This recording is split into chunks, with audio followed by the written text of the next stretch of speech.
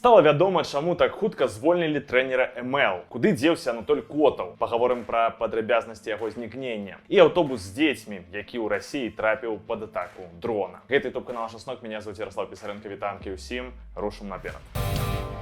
Давайте з лайтовага пачнем, з Арыны Сабаленкі. Так, яна не сышла з тэнісу, ўсё ў парадку. Ну, мала ли хто там хваляваўся. Першая ракетка свету зараз выступае на берлінскім пяцісотніку і пакрысе адыходзіць ад правальнага Ролан-Гароса. Можа, вы памятаеце, пасля паразкі там Сабаленка сказала, што падумвае кінуць тэніс. Ну, але вось у Берліне яна нават выйграла свой 400-й матч у туры WTA. Ну і зноў-такі Сабаленка расказала, як аднаўляецца пасля Ролан-Гарос. Мы шмат размаўлялі з камандай. Я патэлефанавала псіхолагу, з якім раней працавала. Мне просто падалося, што мне трэба было абмеркаваць усё, што я перажыла за апошнія, я нават не ведаю, колькі гадоў. Гэта было сапраўды карысна. Я шмат у чым змянілася і цяпер спрабую шмат новага. Мне здаецца, што мне трэба зразумець, што часам адбываецца ў тых матчах, каб рухацца далей і пазбегнуць паўтарэння такіх сітуацый. Мабыць, нават каманда параіла ёй ісці да псіхолага, бо час ад часу глянеш, як Сабаленка паводзіць сябе ў калектыве. Карацей, складана сказаць, хто там каму павінен прастаўляць псіхолага. Але каманда максімальна падтрымлівае Сабаленку. Вось што сказаў трэнер беларускі па фізпадрыхтоўцы Джейсон Стейсі. Магчыма, ёй варта было крыху пачакаць перад прэс-канферэнцыяй, каб супакоіцца і апамятацца. Але ўсё адбылося літаральна адразу пасля матча. Эмоцыі былі яшчэ зусім свежымі. Зноў-такі гэта словы пра тое, што Сабаленка захацела там ужо скончыць сваю кар'еру. Проста цікава назіраць, як уся тэнісная тусоўка пасля тых слоў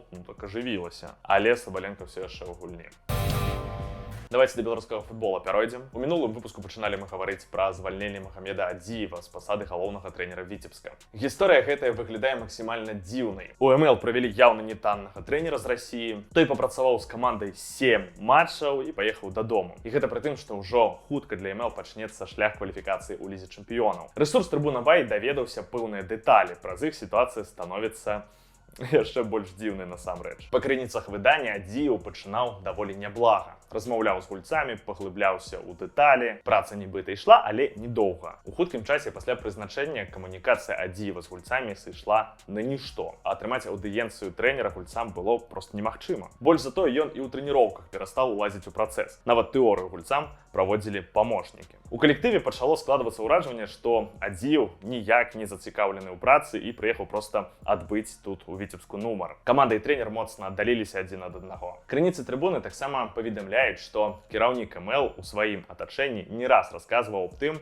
як незадаволены такім станам рэчаў. Проста, каб вы разумелі, Адзіеў не проста дыстансаваўся ад каманды, ён наўпрост перастаў прыходзіць на трэніроўкі. Але яшчэ цікавей прычына, па якой трэнер забіў на сваю працу. Некалькі ніяк не звязаных паміж сабой крыніц трыбуны паведамляюць, што трэнер перастаў нармальна працаваць праз злоўжыванне алкаголю. Вось так, все даволі сумна і празаічна. А кіраўніцтва МЛ апынулася ў вельмі складанай сітуацыі. У такі адказны момант сезона трэба шукаць новага трэнера. Тут і такся ўжо пахавалі МЛ яшчэ да старта адбору ў лізе чэмпіёнаў, а тут і з трэнерам бяда, бо яго няма. І за свой даволі нядоўгі шлях у вышэйшай лізе, гэта 1,5 гады, клуб змяніў ужо 3 трэнераў. Неяк спяшаецца жыць. Батывын таксама ўвесь час вошкаюцца з трэнерскімі пераменамі. А камандзе таксама хутка ў еўраадборы ўдзельнічаць. Барысаўчане, дарэчы, згуляюць з Альбасані. Гэта каманда з Албаніі. Напэўна, гэта будзе той рэдкі выпадак, калі каманда будзе спрабаваць трапіць у еўракубкі і ўратавацца ў вышэйшай лізе Беларусі. Пішыце ў каментарах,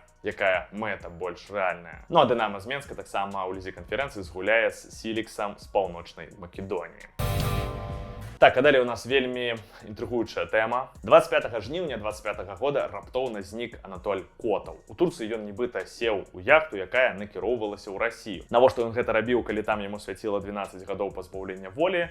Пытанне, але нібыта вось так все адбылося. Да гэтага дня няма ніякіх звестак пра тое, дзе, у якім стане знаходзіцца Анатоль Котаў, ці ўвогуле жывы ён. Але беларускі расследавальніцкі цэнтр выкаціў матэрыял, дзе паведамляюцца некаторыя дэталі знікнення Котава. Давайте на пачатку нагадаю, хто гэты Котаў. У свой час ён працаваў генеральным сакратаром Алімпійскага камітэта Беларусі. Пасля стаў замглавы дырэкцыі еўрапейскіх гулень. Ну і пасля намеснік начальніка аддзела па ўпраўленні справамі Лукашэнкі. То бок даволі відны чыноўнік, які ў 2020 годзе падтрымаў пратэсты. Ён выехаў з Беларусі і стаў намеснікам міжнароднага дэпартамента фонда спартыўнай салідарнасці. Карацей, такая гісторыя, і вось у жніўні 25 года гэты чалавек знікае. Далей інфармацыя, якую ў сваім матэрыяле дае БРЦ. Расследавальнікі высветлілі, што раніцай 21 жніўня Котаў паехаў у варшаўскі аэрапорт, узяўшы з сабой некалькі рэчаў, тэлефон і ноутбук. Уже на гэтым этапе Котаў поводзіў сябе дзіўна, бо жонцы ён сказаў, што ляціць у Турцыю па працы, а на працы што па асабістай справе. З Стамбула Котаў паляцеў у Трабзон. Там яго ўжо чакала яхта Shells. На борт чыноўнік падняўся з 49-гадовай азербайджанкай, грамадзянінкай Іорданіі Кахірай Эйналавай. Жанчына расказала расследавальнікам, што у яе з Котавым былі рамантычныя сувязі. Далей яшчэ цікавей. На судне прысутнічаў, напрыклад, беларускі суддзя па каратэ Юрый Пузікаў, які дакладна ведаў Котава. Таксама з Котавым у мора адправіліся яшчэ два расіяніна. Пётр Грыб, ён намеснік службы бяспекі лядовага палаца ў Сочы, Юрый Галаванаў. БРЦ робіць вынік, што абодва неяк звязаныя з ветэранамі беларускага КДБ. Вось з гэтымі людзьмі Котаў падняўся на борт. Яхта ўзяла курс на Сочы, але адправілася ў Абхазію. Котаў на пачатку выпіваў у яхце, пасля пайшоў спаць у каюту. 22 жніўня яхта падышла да парта Ачанчыра, дзе ёсць база расійскага ФСБ. Госці судна паведамілі, што Котаў збіў іх і выклікалі патрульны карабль. Далей расійскія сілавікі забралі Котава на свой борт. Далейшы яго лёс застаецца невядомым. Сапраўды гісторыя, у якой вельмі шмат пытанняў. Сілавікі Беларусі і Расіі кажуць, што ў іх Котава няма. У Польшы адмовіліся ўзбуджаць крымінальную справу. Усё нібыта па законе, але чалавек проста знік. Што па гэтай гісторыі можна думаць, ды ліха яго ведае. Учора вельмі жахлівыя навіны прыляцелі з Бранскай вобласці. Там пад атаку дрона папаў аўтобус, які перавозіць беларускіх дзяцей, юных футбалістаў з рэчыцкай ДЮСШ. Яны ехалі ў лагер у Геленджыку. У АБФ паведамілі, што ў выніку выбуху загінула адна жанчына. 7 чалавек пастраждалі, адзін у цяжкім стане. Узброеныя сілы Украіны паведамляюць, што ў той час дроны па Бранскай вобласці не працавалі. Ужо ёсць шмат размоў і тэорый, што гэта было, чый быў дрон і гэтак далей. Маўляў, што гэта не можа быць украінскі FPV-дрон, бо задалёка ад лініі фронта і не мог быць дрон самалётнага тыпу, бо пашкоджанні ў такім выпадку былі б значна большыя. Тут ужо і нейкі дакумент з'явіўся, які СБУ перахапілі. Дык там самі расейцы сцвярджаюць, што дроны ВСУ не маглі быць датычнымі да атакі гэтага аўтобуса, бо украінскіх дронаў там наўпрост не было. Карацей, тэорый шмат і кожная са старон будзе абараняцца. У мяне пытанне іншае, хто вырашыў, што весці беларускіх дзяцей праз Бранскую вобласць гэта ўвогуле бяспечна. Ну, сапраўды. Тут ужо Масква пылае, а Бранск дык падаўна. І так можа адбыцца толькі ў краіне, дзе нібыта няма вайны. Ёсць там нейкая спецаперацыя, яна ідзе па плане, а астатняе гэта ўжо там дробязі непатрэбная. І той факт, што Украіна мідл-страйкамі ўжо які месяц знішчае расійскую інфраструктуру, пра гэта нібыта ў Беларусі не ведаюць.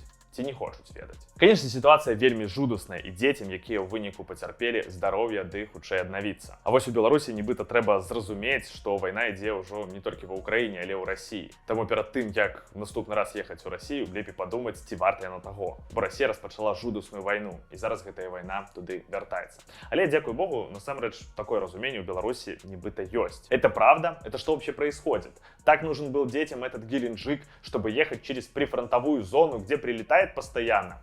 Или, как всегда, на авось? Белорусские родители до сих пор вне политики. Неужели никто не знает, что в РФ наступила война, ездит туда, угроза жизни? У вас есть запасные дети? РФ постоянно использует гражданские автобусы в военных целях, и это военная цель. Что у вас в голове вообще? Больш за тое, у такім же ключы выказаўся і Александр Лукашенко. Я не хочу нікога асуджаць, але хочу попросить наших людей, асабліва бацькоў, калі гаворка ідзе пра дзяцей, у гэты час трэба пабыць дома, трэба займацца футболом і іншымі мерапрыемствамі тут. Тут комфортней у ціхай і спакойнай краіне. І трэба забараніць усялякія паездкі без дзяржаўнага кантролю і дазволу. Ну, можа, хоць так паменшыцца колькасць гэтых візітаў у Расію, якая зараз сапраўды палае. Такія вось навіны. Дзякую вам за прагляд. Пішыце каментары, ставце лайки і подписывайтесь на канал. Разам будзем чакаць добрых навін. Пакуль.